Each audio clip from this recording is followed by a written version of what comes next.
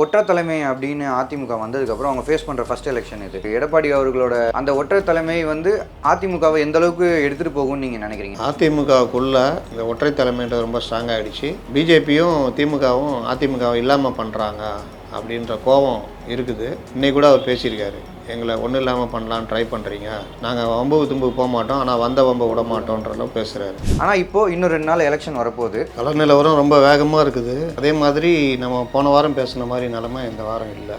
தேர்தலுக்கும் இதுக்கும் இடைப்பட்ட காலத்தில் ஃபுல்லாக வாக்காளர்களுக்கு பணம் கொடுக்குற வேலை எல்லா கட்சியுமே ஸ்பீடப் பண்ணுவாங்க. ஏடிஎம்கே டிஎம்கே இவங்க 2 பேருமே பணம் பட்டுவாடா பண்ணுவாங்கன்றது பல எலெக்ஷனாக பார்த்துட்டு வந்துட்டே இருக்கோம். இவங்களை தவிர்த்து வேறு யாரெல்லாம் பணம் கொடுக்குறாங்க? பிஜேபி கூட சில இடங்களில் கொடுக்கறதாக தகவல் வருது. ஒரு பெரிய தலைவர், பல தேர்தலை கண்டவர், அவரே இந்த தடவை கொடுக்கலாம் தீர்மானித்து இறங்கியிருக்காருன்ற மாதிரிலாம் சொல்கிறாங்க. அதில் அந்த சென்னையில் ப்ளஸ் வடக்கு மாவட்டங்கள்லாம் திமுக பெரும்பாலும் ரொம்ப சாதாரணமாக வருது. அதிமுக கூட்டணினா என்ன, வெறும் தேமுதிக தான் இருக்குது. அவங்க கிட்டத்தட்ட 9 தொகுதி அவங்களுக்கான வாய்ப்புகள், 14 தொகுதி வந்து இழுபறியாக போகுது. திமுக மட்டும் 12 தொகுதி ஜெயிக்கிறாங்க, 21 தொகுதி நிற்கிறாங்க, 12 தொகுதி வெற்றி வாய்ப்பு 100%. காங்கிரஸ் 9 நிற்கிறாங்க, அதில் 3 தொகுதி 100%. அவர் தம்பி போய் எங்கள் அப்பா வடிவத்தில் அண்ணன் இருக்கார் அப்படின்றாரு. அம்மா வந்து கணவர் மாதிரி இவரும் உதவி செய்வார் அப்படின்றதெல்லாம் பேசுகிறாங்க. தொடர்ச்சியாக வந்து பிரச்சாரத்தில் முந்துறாங்க. ராமநாதபுரம் வந்து பார்த்தீங்கன்னா ஓபிஎஸ்ஸை ஜெயிக்க வைக்கலான்னு திமுக ட்ரை பண்ணுறோம். அதற்காக முஸ்லீம் லீக்கை பலி கொடுக்க கூட தயாராகிட்டாங்க. இன்னும் ஓபிஎஸ்ஸை நிற்க வைக்க சொன்னதே மேலேருந்து அமித்ஷா சொல்லி தான் நிற்க வச்சாங்க அப்படின்னு ஒரு தகவல். அப்போ அவரு வந்து இறங்கி ஒர்க் பண்ணுறாரு. அவர் ஜெயிக்கக்கூடாதுன்றதுக்கான அனைத்து வேலைகளும் ஏடிஎம்கே பண்ணுறாங்க. தேனி வந்து டிடிவிக்காக தேனியும் டிடிவியும் ஜெயிக்கணும்னு திமுக ஒர்க் பண்ணி லாஸ்ட்டில் தங்கத்தமிழ் செல்வன் உதயநிதிட்டுலாம் புலம்புனதாக தகவல். பூத்து அவங்களுக்கு ஆள் கிடையாது, பூத்தில் இருக்கிறதுக்கே ஆள் கிடையாது, அப்புறம் எப்படி ஜெயிக்கிறது? அதனால் வந்து அங்கே போட்டி ஏடிஎம்கே டிஎம்கே தான். அதில் ஏடிஎம்கே முன்னணியில் இருக்குது. இந்த பார்லிமெண்ட் எலெக்ஷனில் பாஜகவுக்கு ஒரு எம்பி கூட கிடைக்கிறதுக்கான வாய்ப்புகள் இல்லை. கோவையிலையும் இருக்காது, நெல்லையில் இருக்கிறதையும் அவங்களே தான் கெடுத்துக்கிட்டாங்க. நெல்லையில் நல்லா வந்துகிட்டு இருந்தார் நயினார், திடீர்னு பார்த்தா பணம் மாட்டுது. யார் போட்டு கொடுத்தாங்கன்னா அவங்க கட்சிக்குள்ளே போட்டு கொடுத்தாங்கன்னு அவங்களே சொல்லிக்கிறாங்க. சார் வணக்கம் சார். ஏதாவது எலெக்ஷன்லேருந்தே ஃபாலோ பண்ணிட்டே வரோம், எல்லாமே உங்ககிட்ட நிறைய விஷயம் டிஸ்கஸ் பண்ணோம். ஆக்சுவலாக நீங்கள் ஃபஸ்ட்டு சொன்ன மாதிரி நடுவில் நிறையா சேஞ்சஸ் ஆச்சு. உங்கள் சைட்லேருந்து நீங்கள் ஒரு கருத்து கணிப்பு சொன்னீங்க, அது சொல்லும் போது மென்ஷன் பண்ணீங்க வித்தின் 2 டேஸில் இது என்ன வேணால் எப்படி வேணால் மாறலாம் அந்த மாதிரி சொன்னீங்க. ஆனால் இப்போது இன்னும் 2 நாள் எலெக்ஷன் வரப்போகுது, கிட்டத்தட்ட பிரச்சாரம்லாம் நாளையோட முடியுது. ஸோ இப்போது கள நிலவரம் எப்படி சார் இருக்குது? கள நிலவரம் ரொம்ப வேகமாக இருக்குது. அதே மாதிரி நம்ம போன வாரம் பேசின மாதிரி நிலமை இந்த வாரம் இல்லை. பல தொகுதிகளில் ஸ்பீடப் பண்ணியிருக்காங்க. டிஎம்கே சைடில் பேசி, ஏடிஎம்கேயும் அதே மாதிரி ஸ்பீடப் பண்ணியிருக்காங்க.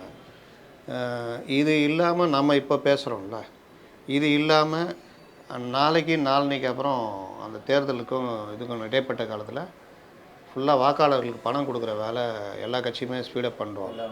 இப்போதைக்கு பார்க்குறதுனா அந்த அந்த பிரச்சாரம் இடங்கள் இது எங்கெங்கே யாராருக்கு வாய்ப்புகள் இருக்குது அப்படின்னு பார்த்தோம்னா. ஓகே சார், அதுக்கு முன்னாடி ஒரே ஒரு விஷயம் சார். அதாவது ஏடிஎம்கே டிஎம்கே இவங்க 2 பேருமே பணம் பட்டுவாடா பண்ணுவாங்கன்றது பல எலெக்ஷனாக பார்த்துட்டு வந்துட்டே இருக்கோம். இவங்களை தவிர்த்து வேறு யாரெல்லாம் பணம் கொடுக்குறாங்க? ஏடிஎம்கே டிஎம்கே பிஜேபி நிற்கிறாங்க. பிஜேபி கூட சில இடங்களில் கொடுக்கறதாக தகவல் வருது. அதனால் கொடுத்த பிறகு தான் அது யார் கொடுக்க போகிறாங்கன்றது தெரியும். அதனால் ஒரு பெரிய தலைவர், பல தேர்தலை கண்டவர், அவரே இந்த தடவை கொடுக்கலாம் தீர்மானித்து இறங்கியிருக்காருன்ற மாதிரிலாம் சொல்கிறாங்க. அதனால் வந்து அப்படிலாம் கணக்கு இல்லை, யாராருக்கெல்லாம் வாய்ப்பு இருக்கோ கொடுப்பாங்க. சொல்கிறாங்கல்ல, தேர்தல் வந்து கடுமையாக நடக்கும், ₹1 கூட அப்படி இப்படின்னு, அதெல்லாம் இல்லைன்றதுக்காக சொல்ல வரேன். எனக்கு என்னென்ன அசால்ட்டாக பணம் கொடுக்குறதுலாம் அந்த மாதிரிலே பார்க்குறேன், சமூக வலைதளங்களே வருது. அழகாக சீட்லாம் வச்சுக்கிட்டு செக் பண்ணி துட்டு கொடுக்குறதுலாம். அதனால் அந்த இதெல்லாம் வந்து எல்லா கட்சியுமே பண்ண ஆரம்பிச்சிடுச்சு. ஓகேங்க சார். இப்போ தொகுதி வாரியாக நம்ம தொகுதி வாரியாக பார்த்தா கிட்டத்தட்ட 39 தொகுதியில் திமுக கூட்டணி கடைசியாக எடுத்த இதுன்னு பார்த்தா கிட்டத்தட்ட 16 தொகுதி திமுக உறுதி. 16 தொகுதி கன்ஃபார்ம் திமுகவுக்கு. அதில் அந்த சென்னையில் ப்ளஸ் வடக்கு மாவட்டங்கள்லாம் திமுக பெரும்பாலும் ரொம்ப சாதாரணமாக வருது. அதிமுக கூட்டணினா என்ன, வெறும் தேமுதிக தான் இருக்குது. அவங்க கிட்டத்தட்ட 9 தொகுதி அவங்களுக்கான வாய்ப்புகள், 14 தொகுதி வந்து இழுபறியாக போகுது. இதில் என்னன்னு பார்த்தா திமுக 12, அந்த கூட்டணி 16 தொகுதினா அதில் திமுக மட்டும் 12 தொகுதி ஜெயிக்கிறாங்க, 21 தொகுதி நிற்கிறாங்க, 12 தொகுதி வெற்றி வாய்ப்பு 100%. காங்கிரஸ் 9 நிற்கிறாங்க, அதில் 3 தொகுதி 100% வெற்றி வாய்ப்பு. சிபிஐ 2 நிற்கிறாங்க, திருப்பூர் நாகை, அதில் நாகை கண்டிப்பாக அவங்க வெல்வாங்கன்னு. சிபிஎம் வந்து மதுரை அண்டு திண்டுக்கல், அது ரெண்டுமே வந்து இழுபறியில் இருக்குது. ஏன்னா சரவணனுக்கு பெரிய வாய்ப்புகள் இருக்குல்ல சார், மதுரைக்கும் வாய்ப்பு இருக்குது, இவருக்கும் வாய்ப்பு இருக்குது. 60-40 கடைசி நேரத்தில் என்னன்னா திமுக இறங்கி ஒர்க் பண்ணி எதாவது பண்ணாங்கன்னா மாற்றம் வரலாம், அல்லது எப்படின்னு தெரியாது. அதனால் அது இதில் வந்து இழுபறியில் திமுக கூட்டணி தான். இழுபறியில் திமுக கூட்டணி வெற்றி வாய்ப்புனா ஒரு 8 இது சொல்லலாம். அதில் விசிகாவும் இருக்குது. விசிகா ரெண்டுமே இழுபறி தான். ஏன்னா கடைசி நேரத்தில் பாமக ஓட்டு எல்லாம் அதிமுக விழுந்துச்சுன்னா இவங்க ஜெயிக்கக்கூடாதுன்னு முடிவு பண்ணி போட்டாங்கன்னா அதிமுக ஜெயிக்கிறதுக்கான வாய்ப்பு இருக்குது. திருமாவளவனுக்கும் அதே தான். ஏன்னா அவர் தொகுதியில் கார்த்தியாயினி நிற்கிறாங்க, அவங்க ஒன்றும் பெருசாக இது கிடையாது. அதனால் என்ன ஆகும்னா பிஜேபிக்கு ஓட்டு போட்டு திருமாவளவனை ஜெயிக்க வைக்கிறத விட சந்திரஹாசன் ரொம்ப ஃபேமஸ்ஸு. அங்கே அவருக்கு 71 வயசு இது, அவர் ரொம்ப இது. அப்போ அவருக்கு போட்டால் திருமாவளவனை தோக்கடிக்கலான்னா போகிறதுக்கான வாய்ப்பும் இருக்குது. அதனால் அதையும் இழுபறியாக தான் பார்க்குறோம். இது விழுப்புரமும் அதே மாதிரி இழுபறியாக தான் போகுது. இப்படி பார்த்தா திமுக கூட்டணி 24 to 30, அதிமுக கூட்டணி 8 to 12. சார் இப்போ வந்து விருதுநகர் எப்படி சார் இருக்குது? அங்கே வந்து ஏன்னா விஜயகாந்த் அவரோட பையனே நிற்கிறதுனால அந்த இடத்துல வந்து ஒரு மக்கள் மத்தியில் ஒரு எதிர்பார்ப்பு இருக்குது, யார் ஜெயிப்பாங்க. ஏன்னா ஆப்போனன்ட் கேண்டிடேட் வந்து ராதிகா அவங்க நிற்கிறாங்க. இவங்க சைட்லேருந்து கேண்டிடேட் வந்து அந்தளவுக்கு ஒரு ஸ்ட்ராங்கான கேண்டிடேட் போடல. ஆக்சுவலாக அவரோட நேட்டிவே அது கிடையாது, வேறு ஊர்லேருந்து வராங்க அப்படின்னு. இன்ஃபேக்ட் லாஸ்ட் வீக் நம்ம எடுத்த அந்த கருத்து கணிப்பில் கூட கீழே கமெண்ட்ஸில் நிறைய பேர் கேட்டிருந்தாங்க சார், விருதுநகர் ஏன் விட்டீங்க, அதை கேட்டிருக்கலாம்ல. நீங்கள் கேட்காம விட்டீங்க? நான் கேட்காம விட்டேன். நிறைய பேர் கேட்டிருந்தாங்க. விருதுநகர் வந்து அவருடைய சொந்த ஊர், அவங்க அப்பாவுடைய சொந்த ஊரில். விருதுநகர் அவங்க அப்பாவுடைய சொந்த ஊர், விஜயகாந்துடைய சொந்த ஊர். மதுரை தானே சார் சொல்லுவாங்க? விருதுநகர் தான் வரும் அவருக்கு. அதனால தான் அவர் அங்கே கேட்டு வாங்கி நிற்கிறாங்க. அவர் தம்பி போய் எங்கள் அப்பா வடிவத்தில் அண்ணன் இருக்கார் அப்படின்றாரு. அம்மா வந்து என் கணவர் மாதிரி இவரும் உதவி செய்வார் அப்படின்றதெல்லாம் பேசுகிறாங்க. தொடர்ச்சியாக வந்து பிரச்சாரத்தில் முந்துறாங்க. விருதுநகர் ஏற்கனவே மாணிக் தாக்கூர் வாங்கி 5 வருஷம் தொகுதி பக்கமே எட்டி பார்க்கல. காங்கிரஸ்காரங்க பெரும்பாலும் அப்படி தானே. அதனால் இந்த தடவை வேறு தொகுதியில் நிற்கலான்னு பார்த்தாரு, பிடிச்சி அம்மிக்கு மறுபடியும் விருதுநகர்லேயே போட்டாங்க. அதனால் அவர் மாட்டிக்கிட்டு நிற்கிறாரு. காங்கிரஸ் திமுக இந்த பிரச்சாரம்லாம் எப்படி இருக்குன்னு தெரியும். இவர் பிரச்சாரத்தில் முந்துறாரு. இவருக்காக ராஜேந்திர பாலாஜி முழு நேரம் இருக்கார், உதயகுமார் கூட இருந்து பண்ணுறாரு. கொஞ்சம் பணம் செலவழிச்சாருன்னா, இன்னும் கொஞ்சம் சென்டிமெண்ட் டச் பண்ணி கொண்டு போனாங்கன்னா வாய்ப்பு இருக்குது. காங்கிரஸுக்கு கூட்டணி பலம் இருக்குது. காங்கிரஸ் திமுக அது இதுன்னு அதெல்லாம் சேர்றதுனால இது. அதனால் அந்த தொகுதி வந்து இப்போவும் இழுபறி தான், எப்படின்னு சொல்ல முடியாது. ஒருவேளை காங்கிரஸ் கூட வாய்ப்பாக அமையலாம். சார் அப்புறம் ராமநாதபுரம் எப்படி சார் இருக்குது? ராமநாதபுரம் வந்து பார்த்தீங்கன்னா ஓபிஎஸ்ஸை ஜெயிக்க வைக்கலான்னு திமுக ட்ரை பண்ணுறோம். அதற்காக முஸ்லீம் லீக்கை பலி கொடுக்க கூட தயாராகிட்டாங்க. ஏன்னா ஓபிஎஸ் ஜெயிச்சார்னா அதிமுகவுக்கு பெரிய தொல்லை கொடுப்பாரு அப்படின்னு. இன்னொன்று ஓபிஎஸ்ஸை நிற்க வைக்க சொன்னதே மேலேருந்து அமித்ஷா சொல்லி தான் நிற்க வச்சாங்க அப்படின்னு ஒரு தகவல். அமித்ஷா சொல்லி தான் நான் நிற்கிறேன் அப்படின்னு சொல்லிட்டு அவரே பல இடங்களில் அதை சொல்லியிருக்காரு போல். அப்போ அவர் வந்து இறங்கி ஒர்க் பண்ணுறாரு. அவர் ஜெயிக்கக்கூடாதுன்றதுக்கு ஆனால் அனைத்து வேலையிலும் ஏடிஎம்கே பண்ணுறாங்க. எத்தனை ஓபிஎஸ்ஸு? 5-6 ஓபிஎஸ்ஸு.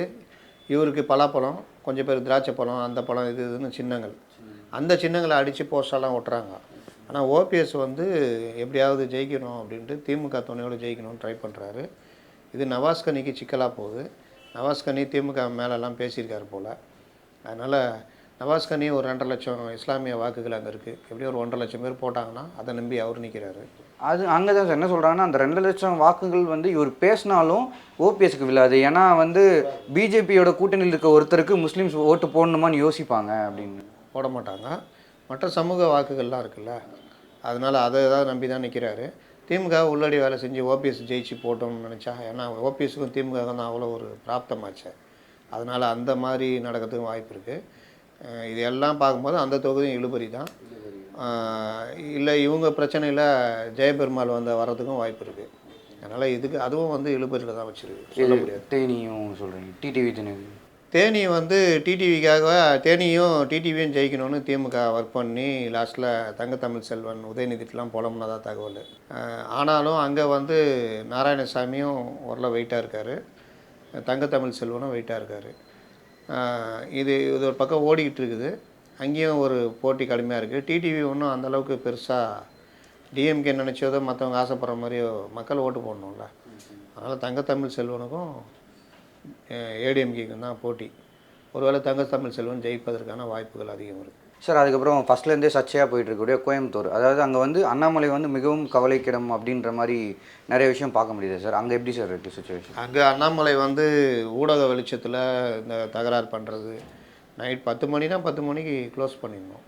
10:10க்கு நான் வந்து கும்பிட்டுட்டே போவேன், அது பிரச்சாரத்தில் சேராதுன்னு சொன்னால் அதெல்லாம் ஏற்றுக்க முடியாது. ஏன்னா அவர் காவல் அதிகாரியாக இருந்தவர், பல தேர்தலில் பார்த்துருப்பார்.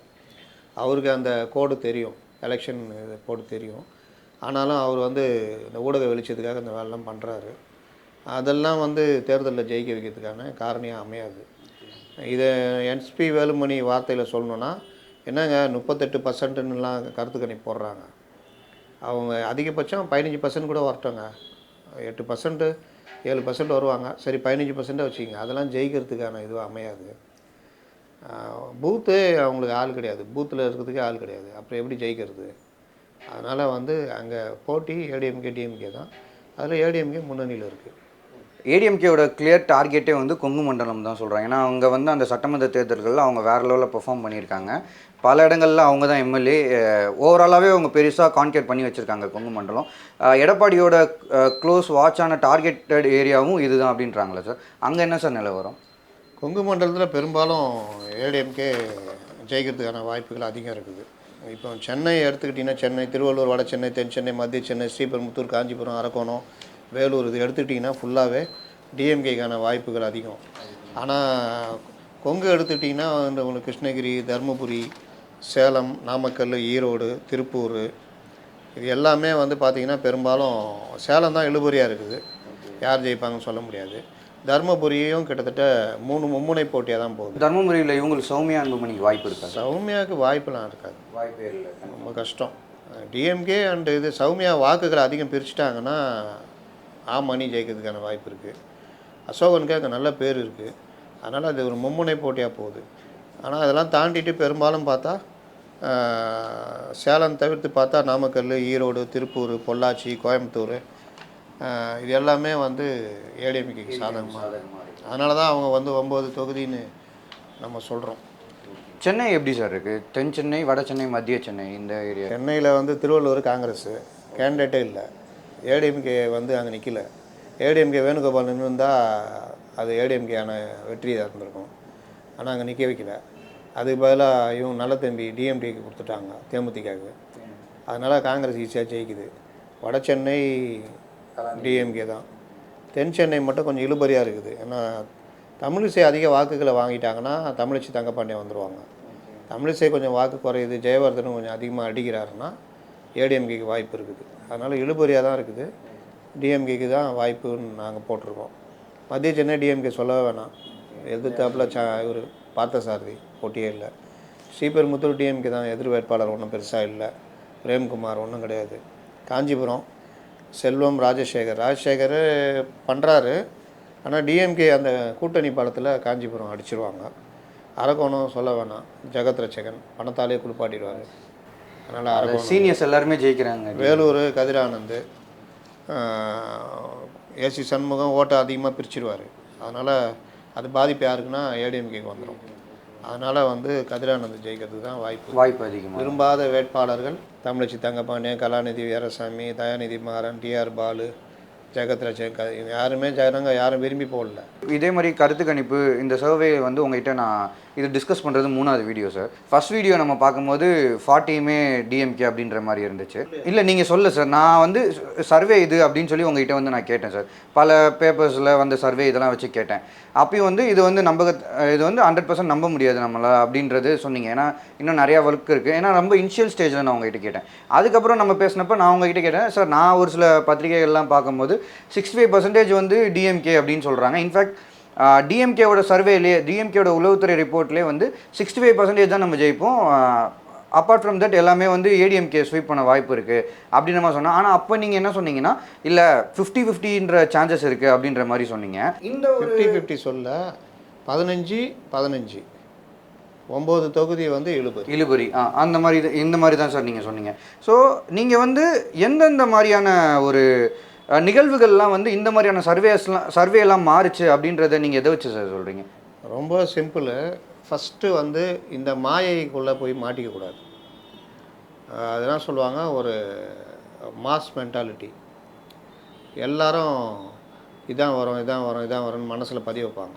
அந்த பதிய வைக்கிறத நீங்கள் மனசு நம்பும். அது நம்பாமல் யதார்த்தம் என்ன அப்படின்றத கொஞ்சம் ஆய்வு பண்ணும். இந்த ஆய்வை நான் 2016லேயும் எலெக்ஷன்லேயும் இதுதான் எல்லாரையும் நம்ப வச்சாங்க. திமுக 200 சீட்டு ஜெயிக்கும், அதிமுக தோற்றுறோம் அப்படின்னு. ஆனால் நாங்கள் நம்பலை.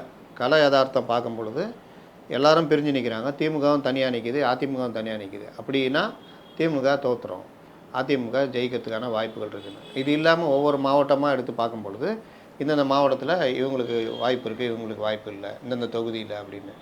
அப்படி பார்க்கும்போது தான் நமக்கு ஒரு கிளியர் கட்டு இமேஜ் வரும். அந்த மாதிரி நீங்கள் ஃபஸ்ட்டு பேசும்போது நான் என்ன சொல்கிறேன்னா, கூட்டணி கட்சிகள் வந்து இவங்களுக்குள்ள பிரச்சனை ஓடிக்கிட்டே இருந்தது. 5 தொகுதி தான் தருவேன் அப்படி இப்படின்னு. அப்புறம் 10 கொடுக்குறாங்க. 10 வாங்கின காங்கிரஸுக்கு பாண்டி சேர்த்து இங்கே 9 வேட்பாளரை போடுறதுக்கே ஆள் இல்லை. சுதாலாம் எப்போ கடைசியில் தேடிக்கிடி கண்டுபிடிச்சி மயிலாடுதுறையில் போடுறாங்க.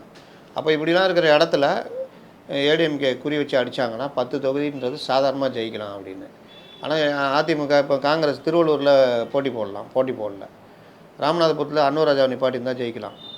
அந்த மாதிரி பல திண்டுக்கல்லில் நேரடியாக ஏடிஎம்கே போட்டி போட்டால் ஜெயிக்கலாம். இப்போ இதெல்லாம் வந்து எனக்கு என்னென்னு விட்டாங்க. அப்போது அது ஒரு ட்ராபேக்கு. சில இடங்களில் டிஎம்கேவும் அதே தவிர பண்ணாங்க, காங்கிரஸ் தூக்கி கொடுத்தாங்க. அந்த மாதிரி இது எல்லாத்தையும் கணக்கு பண்ணி அந்தந்த தொகுதியில் இருக்கிற ஆட்கள், அரசியல்வாதிகள், பத்திரிகையாளர்கள் மற்றவங்கள்ட்ட பேசும்போது நமக்கு ஒரு இமேஜ் கிடைக்கும். அதெல்லாம் வச்சு தான் இந்த கணிப்புக்கு நம்ம வர முடியும். சார், அதாவது ஒற்றை தலைமை அப்படின்னு அதிமுக வந்ததுக்கப்புறம் அவங்க ஃபேஸ் பண்ணுற ஃபஸ்ட் எலெக்ஷன் இது. இது எப்படி சார் இருக்குது? எடப்பாடி அவர்களோட அந்த ஒற்றை தலைமை வந்து அதிமுகவை எந்த அளவுக்கு எடுத்துகிட்டு போகும்னு நீங்கள் நினைக்கிறீங்க? இன்னும் ரிசல்ட் வரல, பட் ஸ்டில் ரிசல்ட்டோட இது தானே சார் முக்கியமான வேலை. இந்த பிரச்சாரம் தானே பெரிய விஷயமே. இது எப்படி சார் அவங்க ஹேண்டில் பண்ணியிருக்காங்க? அதிமுகவுக்குள்ளே இந்த ஒற்றை தலைமைன்றது ரொம்ப ஸ்ட்ராங் ஆகிடுச்சு. பிஜேபியும் திமுகவும் அதிமுகவும் இல்லாமல் பண்ணுறாங்க அப்படின்ற கோபம் இருக்குது. இன்றைக்கி கூட அவர் பேசியிருக்காரு, எங்களை ஒன்றும் இல்லாமல் பண்ணலான்னு ட்ரை பண்ணுறீங்க, நாங்கள் வம்பு தும்புக்கு போக மாட்டோம், ஆனால் வந்த வம்பை விட மாட்டோன்ற அளவுக்கு பேசுகிறாரு. நாங்கள் ஈடி பற்றிலாம் கவலைப்படல அப்படின்ற அளவுக்கு பேசுகிறாங்க. அப்போ டிஎம்கே பாஜக அதிமுக ஒழிக்கிறதுல ஒரே சிந்தனையோடு இருக்காங்க அப்படின்னு தெரியுது. அதை இது பண்ண என்ன ஆகும்னா அவங்கள்ட்ட இன்னும் வேகம் அதிகரிக்கும். உள்ளக்குள்ளே இருக்கிற சண்டை கூட கட்டாயி ஒற்றுமை அதிகரிக்கும். சார், டிஎம்கேவும் அதில் இருக்காங்கன்னு நீங்கள் நினைக்கிறீங்களா சார்? பிஜேபி கூட டிஎம்கே இந்த ஒரு விஷயத்தில் கூடவே இருக்காங்கன்னு நீங்கள் நினைக்கிறீங்க? திமுக தான் ரொம்ப வேகமாக இருக்குது. நீங்கள் ஓபிஎஸ்ஸை ஜெயிக்க வைக்கிறதுக்கான வேலை, டிடிவியை ஜெயிக்க வைக்கிறதுக்கான வேலை, அதிமுக பாஜக கள்ள உறவுன்னு சொல்கிறது, தொடர்ச்சியாக எடப்பாடி பழனிசாமியை டீஃபேம் பண்ணுறது. நீங்கள் வந்து விமர்சனம் பண்ணுறது வேறு, டீஃபேம் பண்ணுறது வேறு. அவதூறாக ஒருத்தரை அந்த பர்சனாலிட்டியை காலி பண்ணுறது, தவழ்ந்து போனார், தவழ்ந்த பாடி அப்படின்னு ரொம்ப கொச்சையாக அதெல்லாம். இது எல்லாமே என்னென்னா ஏடிஎம்கே ஒன்றும் இல்லாமல் பண்ணலாம் அப்படின்னு. இந்த வேலைகள்லாம் தொடர்ச்சியாக நடந்துகிட்ருக்குது. இதுக்கு எதிரான இதை அவங்க பண்ணிக்கிட்டு இருக்கிறாங்க. ஏடிஎம்கேவும் சஸ்டெயின் பண்ணி கொண்டு போய்டுறது வாய்ப்பு அதிகம். இது வந்து மக்களவை தேர்தல் இப்படி இருக்குது. சட்டசபை தேர்தல் யோசிச்சு பாருங்கள், ரொம்ப ரணகலமாக இருக்கும். ஏன்னா தொகுதிக்கு தொகுதி வச்சு அடிப்பாங்க. அப்போ வேறு மாதிரி போகும். இதே திமுக கூட்டணியில் இருக்கிற கட்சிகள் கூட திமுக கூட்டணியில் இருக்குமா அப்படின்றது தெரியாது. அதனால் இதில் ஒரு 10 சீட்டு ஏடிஎம்கே ஜெயித்தாலே திமுகவுக்கு அது மிகப்பெரிய தோல்வின்னு சொல்லலாம். ஏன்னா 40க்கு 40 நாங்கள் வந்து அது இதுன்னு பேசுகிறாங்கல்ல, அது எல்லாமே ஒரு இது. அதாவது போராடிட்டு இருக்கிற ஒருத்தனும் இருக்கிறத தக்க வைக்கிற ஒருத்தனுக்கும் நடக்கிற போராட்டம். அதில் வந்து போராடிக்கிறவனுக்கு ஒரு 10 சீட்டு கிடைச்சாலும் அது பெரிய விஷயம். ஓகேங்க சார். சார், நான் என்ன கேட்குறேன்னா, இப்போ வந்து இங்கே ஒரு விஷயம், அதாவது இந்த பொலிட்டிக்கல் கேம்பெயினில் ரொம்ப நோட்டபுளாக நிறையா விஷயத்தை பற்றி நம்ம பேசியிருக்கோம். ஆனால் சமீப நாட்களாக வந்து அண்ணாமலை குறிப்பாக ஒரு புதிய தலைமுறை அந்த இன்டர்வியூவில் வந்து ஒரு விஷயம் சொன்னார். நான் வந்து திராவிட கட்சிகள் அழிஞ்சிருவேன், இந்த எலெக்ஷனுக்கு அப்புறம் வந்து ஏடிஎம்கே வந்து இருக்காது அப்படின்னப்போ பல விதமான எதிர்ப்புகள் வந்துச்சு. ஏடிஎம்கே தரப்புலேருந்து மட்டும் இல்லாமல் மீடியாலே வந்து பல விதமான எதிர்ப்புகள் வந்து அண்ணாமலைக்கு எதிராக வந்துச்சு. ஸோ அதை தொடர்ந்து இப்போ வந்து என்னென்னா, பாமக ஏன் இந்த அளவுக்கு ஏடிஎம்கே கூட ஒரு முரணாக இருக்காங்க? 21 எலெக்ஷன் வரைக்கும் கூட்டணியில் தான் இருந்தாங்க, அவங்க கேட்ட சீட்ஸ் எல்லாமே கொடுத்தாங்க, இது பண்ணாங்க. ஆனால் இன்றைக்கி வந்து அவங்களும் வந்து எடப்பாடியை வந்து எங்களை விமர்சிக்க எந்த தகுதியுமே இல்லை அப்படின்றதெல்லாம் வந்து இந்த முரண் எப்படி சார் பார்க்குறீங்க? இது நானே இன்றைக்கி எடுக்கும் போது ஒரு விஷயம் எடுத்தேன், ஏன் ஏடிஎம்கேக்கு என்னென்ன பிரச்சனை அப்படின்னு. இது ஒரு இடன் அஜெண்டா மாதிரியே பண்ணுறாங்க. எப்படின்னா இங்கே ஆளுங்கட்சி வந்து திமுக தான். அப்போ அண்ணாமலை நியாயப்படி திமுக அட்டாக் பண்ணணும். திமுகவில் என்னென்ன பிரச்சனை இருக்குது? எலக்ட்ரல் பாண்டு இருக்குது, அது பேச முடியாது, அங்கேயே வாங்கியிருக்காங்க. விலைவாசி ஜாபர் சாதிக் மேட்ரு இருக்குது, ஆமாம் பேசலாம்ல. பேசலாம். மணல் மேட்ரு பேசலாம்ல. விவசாயிகள் பிரச்சனை, மேல்மா, பரந்தூர், 6 வழிச்சாலை, இதெல்லாம் பேசலாம். நீங்கள் சொன்ன மாதிரி விலைவாசி உயர்வு பேசலாம், வேங்கை வயல் விஷயம், வேங்கை வயல் பேசலாம். இந்த மாதிரி அண்ணாமலைக்கு பாஜகவுக்கு பேசுறதுக்கு 1000 விஷயம் இருக்குது. பாமகவுக்கு விலைவாசி உயர்வு, நீர்நிலை பாதுகாப்பு, இயற்கை வளத்தை அழிக்கிறது, மணல் முறைகேடு, அவங்க ஆரம்பத்துலேருந்து பேசிகிட்டு இருக்காங்க. அதை இன்னும் அக்ரெசிவாக பேசணும். டெல்டா மாவட்டம் பிரச்சனையை பேசி, அப்புறம் போதை பொருள்னு வரும்போது Jafar Sadiq matter, delta issue, Thoothukudi இதில் வந்து வேதாந்தாட்ட காங்கிரஸை எலக்ட்ரோ பாண்டில் காசு வாங்கியிருக்கிறாங்க, இதெல்லாம் பேசலாம். பிஜேபியும் பேசலாம். ஆனால் இவங்க யாருமே இந்த ரூட்டை எடுக்கவே இல்லை. இவங்களுடைய இதெல்லாம் என்ன பண்ணுறாங்க, அந்த அபிமன்யு யுத்தத்து காலத்தில் சக்கர வியூகத்தை உடச்சிட்டு உள்ளே போயிடுவான், வெளியே வர தெரியாது, எல்லாம் சுற்று போட்டு காலி பண்ணுவாங்க, கர்ணன் உட்பட மகாபாரதத்தில். அந்த மாதிரி எல்லாரும் சுற்று போட்டு ஏடிஎம்கே அடிக்கிறாங்க. பிஜேபி அங்கே அடிக்கணும், சும்மா போகிற போக்கில் அடிக்கிறாங்கள. ஆனால் மெயினாக அடிக்கிறது யாரை? இவங்கள. இந்த இவர் பேசுகிறதே இல்லை, உதயநிதி இதை பற்றி, பிஜேபி இதை பற்றி சும்மா லைட்டாக 29 பைசா அதை பண்ணிட்டேன் இதை பண்ணிட்டேன், நீட்டை ரத்து பண்ணிட்டேன், இதே பழைய அரைச்சமாகவே அரைக்கிறார் தவிர கான்கிரீட்டாக அடிக்கலை. யார் அடிக்கிறாரு? எடப்பாடியை பிஜேபி அடிக்கிறாரு. அண்ணாமலை என்ன பண்ணுறாரு? நான் சொன்ன மாதிரி தான். ராமதாஸ், இதை பாமக இவங்களாம் வந்து இதை பண்ணாமல் இவங்களோட லாலி பாடிட்டு இருக்காங்க, சண்டை போட்டுட்ருக்காங்க. 10, 15, 5% கொடுத்தேன்னு இவர் சொல்ல வருவார்.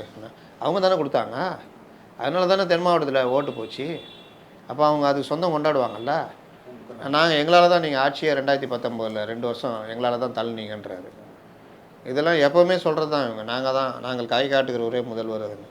இப்படி சுற்றி பார்த்தா எல்லாருக்குமே ஒரு ஏடிஎம்கேவே அடிக்கணும் அப்படின்றது. இது எல்லாம் பண்ணால் டிஎம்கே தான் ஜெயிக்கும். அதுதான் விஷயம். இவங்களுக்கு அந்த அடிப்படை விஷயம் ஏதோ ஒரு இன்டர்ன் அஜெண்டாவில் ஓடுது.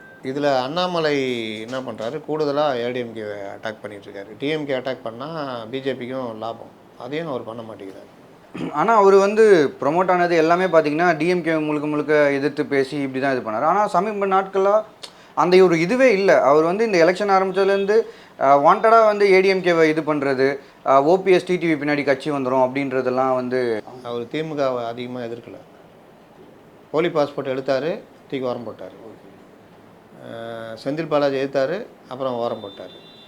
அந்த இது திமுக ஃபைல்ஸ் 1 பெருசாக எடுத்தார், 2, 3 இதெல்லாம் ஓரம் போட்டார். அப்பப்போ எதாவது எடுத்து அப்படி இல்லையே பேசிட்டு போவார். ஆனால் அதிமுகவை அடிக்கிறதுல குறியாக இருந்தார். அதிமுக ஒரு சின்னமே கிடையாது, கட்சியே கிடையாது. ஜெயலலிதாவோட என் மனைவி மேலானவர், ஜெயலலிதா ஊழல் அரசியல்வாதி, அண்ணா வந்து இவர்கிட்ட மன்னிப்பு கேட்டார், முத்துராமலிங்க தேவர்கிட்ட மன்னிப்பு கேட்டார் இப்படின்னு அவங்க அதிமுக தலைவர்களை பற்றி அவர் ஒவ்வொரு தடவையும் வம்பிழுத்துக்கிட்டே இருந்தார். அதிமுகவும் வம்பிழுத்துருந்தார். அடுத்த முதல்வர் யாருன்னு நாங்கள் தான் தீர்மானிப்போம், பாஜக தான் அடுத்தது அப்படின்னு.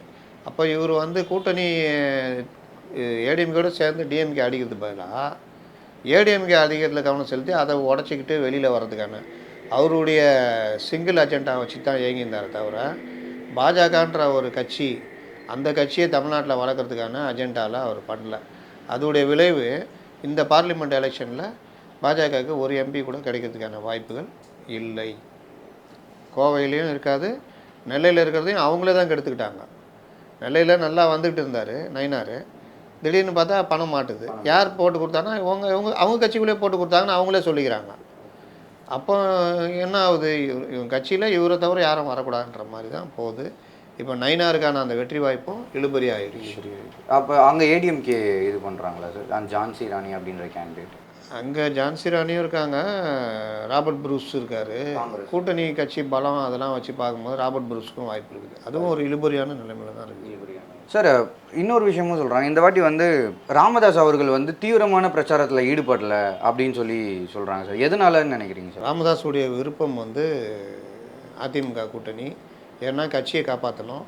அதிமுகவோட சேர்ந்தால் ஒரு 3-4 எம்பி சீட் அசால்ட்டாக ஜெயிக்கலாம், வாக்கு எண்ணிக்கையும் உயர்த்திக்கலாம். அடுத்து சட்டசபை தேர்தல் வரும்பொழுது நீங்கள் கூடுதல் எம்எல்ஏக்களை கேட்டு வாங்கி நிற்கலாம். வேறு சில அனுகூலங்களும் உண்டு. அப்படிலாம் கணக்கு போட்டு தான் அவர் இயங்கினார். ஆனால் இவர் எனக்கு என்னன்னு சொல்லிட்டு இவருடைய சொந்த நலனை மட்டும் வச்சுக்கிட்டு இவர் வந்து எந்தவித லாபமும் இல்லாமல் இப்போ கூட்டணி வச்சுருக்காரு. இவருக்கு என்ன நம்ம மத்திய அமைச்சர் பதவியாக கொடுக்க போகிறாங்க? எந்த வித இதுவும் கிடையாது. ஆனால் வம்படியாக பாஜக கூட கூட்டணி வச்சுருக்காரு. அதுக்கு அவங்க சொல்கிற காரணம் அதிமுக குற்றச்சாட்டு, மற்றவர்களுடைய குற்றச்சாட்டு, வழக்குக்கு பயந்து அவர் கூட இருக்கிறாருன்னு. இதுலேருந்து தான் பிரச்சனை ஆரம்பிச்சது. அப்போது ராமதாஸ் இவ்வளோ ஒரு தெரிஞ்சே இவர் போய் கிணத்துல விழுறாரு. இப்போ என்ன உங்களுக்கு பர்சன்டேஜ் ஏறும்? எத்தனை எம்பி கிடைப்பாங்க? அதிமுகவை இப்போ அந்த அளவு கடுமையாக விமர்சனம் பண்ணுறீங்க. 2026 நீங்கள் எப்படி அதிமுகவில் கூட்டணி போவீங்க? அப்போ இவ்வளோ ட்ராபேக்கை வச்சுக்கிட்டு இருக்கிற நிலமையில் ராமதாஸ் எனக்கு என்னென்னு இது பண்ணுறாரு. நீ மட்டும் ஒரே ஒரு அறிக்கை விட்டுருக்காரு, எல்லோரும் தேர்தலில் சிறப்பாக பணி செய்யணும் அப்படின்ற மாதிரி. போன எலெக்ஷன் நீங்கள் வந்து பல எலெக்ஷன் வந்து பார்த்துட்டு வரீங்க. போன எலெக்ஷனுக்கும் இந்த எலெக்ஷனுக்கும் நீங்கள் ஒரு டிஃப்ரென்ஸ்னால் எது சார் சொல்லுவீங்க கேம்பெயினில்? போன எலெக்ஷன் வந்து நீங்கள் பார்த்தீங்கன்னா 2019ன்னு வச்சுக்கிட்டா கலைஞர் மறைவு, ஸ்டாலின் தலைவராக வர்றாரு. ஃபஸ்ட் டைமு ஸ்டாலினுக்கு இந்த நிலமை யதார்த்தம் உரைக்குது. என்னது, 2016 நம்ம எல்லோரையும் துரத்தி விட்டோம், யாரும் இல்லைன்னா நம்ம ஒன்றும் இல்லாமல் போயிடுவோன்னு உரைக்குது. இது எல்லாம் சேர்ந்து அவங்களும் மக்கள் நல கூட்டணின்னு போனால் நம்ம மண்ணாக போயிடுவோம்னு தெரிஞ்சு போச்சு. அப்போ அவங்களும் வந்து அவங்க நிலைமை உணர்றாங்க, இவங்களும் இவர் நிலைமை உணர்றாரு. இவருக்கு என்ன பயம்னா, நம்ம 10 வருஷம் ஆட்சியிலே இல்லை, எப்படியாவது பார்லிமெண்ட் எலெக்ஷனை ஜெயிச்சாகணும் அப்படின்றப்போ வர்றவங்களெல்லாம் என்ன கேட்குறாங்கன்னா தொகுதியை கொடுக்குறாரு. 2019 ஒரு பெரிய அலை அதிமுகவுக்கு எதிரான ஒரு கோபம், ஒரு அலை இருந்தது. பிஜேபி கூட இருக்காங்க, நீட்டு அது இதுன்னு எல்லாம் அந்த டைமில் தூத்துக்குடி துப்பாக்கி சூடு. அதுக்கப்புறம் பிறகு அந்த டைமில் தான் சார், அந்த டைம் தான், அதுக்கு முன்னாடியே வந்துச்சுன்னு நினைக்கிறேன். 2019க்கு முன்னாடியே தானே சார். அப்போ அந்த மாதிரி விஷயங்கள் எல்லாமே சேர்ந்து என்ன ஆகுதுன்னா, பெரிய அலை உருவாகி தான் 50% திமுக கூட்டணி, 20% என்டிஏ, அதாவது அதிமுக கூட்டணின்ற மாதிரி ஆயிடுச்சு. அதில் தான் பெரிய அளவில் தோல்வி. ஆனால் 2021 எலெக்ஷனில் நிலைமை அப்படி தலைகீழ மாறுது. திமுக எதிர்பார்த்த அளவுக்கு பெரிய அளவு இல்லை, அதிமுக அவங்க சஸ்டைன் பண்ணி வந்துடுறாங்க. என்டிஏ கூட்டணி, அதாவது அதிமுக தலைமையிலான கூட்டணி பெரிய அளவில் ரீச் பண்ணுறாங்க. அதனால் வந்து 2 இதுவுமே இது 3வது தேர்தல் வந்து ஸ்ப்ளிட் ஆகிடுச்சு. பாஜக, பாமக, ஏடிஎம்கே, தேமுதிகன்றப்போ இவங்க அதே கூட்டணியில் இருக்காங்க. அப்படி இருந்துமே நீங்கள் பார்த்தீங்கன்னா இந்த 30 தொகுதி 28-30 தொகுதின்றது தான், அதிமுக 10 தொகுதி அப்படின்றது. இது வந்து திமுகவுக்கு மிகப்பெரிய ட்ராபேக் இந்த மாதிரி நடந்தால். சார், நம்ம வந்து குறிப்பாக பிகினிங்கில் பார்த்த விஷயம், படித்த விஷயங்கள் என்னென்னா, ஏடிஎம்கேக்கு வந்து ரிட்டையர்ட் ஆன மாதிரி இருக்காங்க, எந்த விதமான ஒரு இதுவுமே இல்லை அப்படின்னு சொல்லி கேட்டேன். அதுவும் இல்லாமல் சீனியர் மினிஸ்டர்ஸ் நிறையா பேர் யாருமே வந்து இந்த எலெக்ஷனில் வந்து கண்டெஸ்ட் பண்ணுறதுக்கு எந்த ஒரு விருப்பமே இல்லாத மாதிரி இருந்தாங்க அப்படின்னு சொல்லி தான் நிலைமை இருந்துச்சு. ஆனால் இப்போது இன்றைக்கி டில் டேட் வந்து பார்க்கும்போது நானே பல இடங்களில் பார்த்தேன், ஒரு கேம்பெயின் வந்து அவங்க ஓரளவுக்கு நல்லாவே போடுறாங்க. ப்ளஸ் வந்து கூட்டணி கட்சிகள் ஏடிஎம்கேவும் சேர்ந்து ஒரு அவங்க கேம்பெயின் போகும்போது நல்ல ஒரு கூட்டம் பார்க்க முடியுது. அந்த இந்த எலெக்ஷனை வந்து நாங்கள் ஈஸியாக விட மாட்டோம் அப்படின்ற ஒரு டஃப் பேட்டில் அந்த ஒரு மென்டாலிட்டிக்கு வந்த மாதிரி நிறைய இடங்களில் வந்து அவங்க பிரச்சாரங்களில் பார்க்க முடியுது.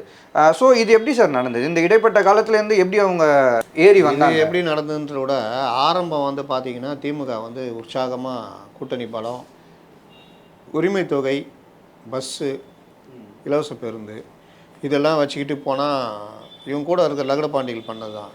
போனால் ஜனங்க வந்து அப்படியே ஐயோயோ அப்படின்னு கொண்டாடி பண்ணுவாங்கன்ட்டு உற்சாகமாக கிளம்புனாங்க. இவங்க எனக்கு என்னென்னு ஒரு சுரத்தே இல்லாமல் வேட்பாளர்லேருந்து எல்லாமே கூட்டணி அமையாத ஒரு இது. இவங்களும் வந்து பாஜக அதிமுக ஒன்றுமே இல்லை அப்படின்ற மாதிரி தான் சொல்லி தான் கிளம்புனாங்க. ஆனால் களம் வந்து வேறு. போன உடனே அடி, உரிமை தொகைன்னொன்னே எங்கே எனக்கு வரலன்ற மாதிரி பெரிய பிரச்சனை. பஸ்ஸு வந்து ஓசி பஸ்ஸு நீங்கள் எப்படி சொல்லலாம், முன்னையாவது பஸ்ஸு ஜாஸ்தி ஓடிச்சு, இப்போ அதுவும் இல்லைன்னு. வேறு எந்த சாதனையும் சொல்லி உங்கள்கிட்ட கேட்க முடியல. ஆனால் அதே சமயம் அதிமுக எலக்ட்ரல் பாண்டு பேசலாம், ஜாபர் சாதிக்கு பேசலாம், விலைவாசி பேசலாம், எல்லாம் பண்ணலாம். எதையுமே இவங்க ஆரம்பத்தில் எனக்கு என்னென்னு ஒரு கிளியர் கட்டு ஸ்கெட்சே இல்லை இவங்கள்ட்ட. இவர் ஆரம்பத்தில் என்ன பண்ணார், இவர் ஏறி நின்று திட்ட ஆரம்பித்தார் உதயநிதி, யாரை, எடப்பாடியை. அதுக்கு மட்டும் பதில் சொல்ல ஆரம்பித்தார்.